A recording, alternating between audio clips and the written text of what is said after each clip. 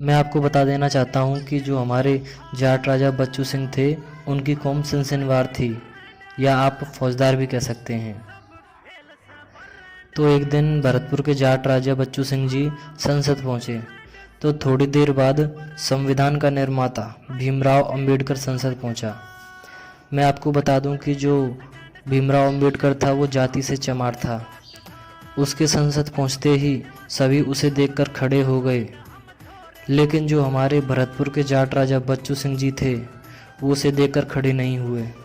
तभी अंबेडकर की नज़र राजा बच्चू सिंह पर पड़ी और फिर अंबेडकर ने तभी नेहरू जी से पूछा कि ये कौन है जो हमारे सम्मान में खड़ा नहीं हुआ।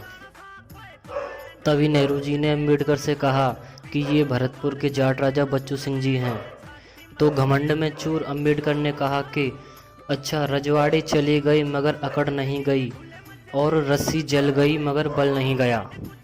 तो इतना सुनते ही भरतपुर के जाट राजा बच्चू सिंह जी ने अपनी रिवॉल्वर निकाली और ठीक पास से अंबेडकर में गोलियां दाग डाली।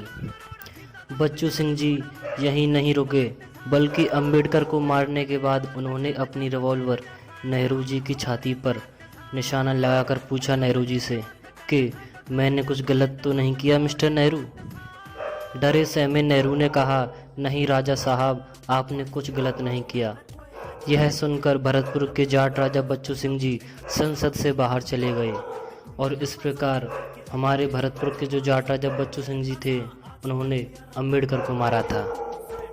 अगर आप चाहते हैं कि हम आपके लिए ऐसे ही जाटों की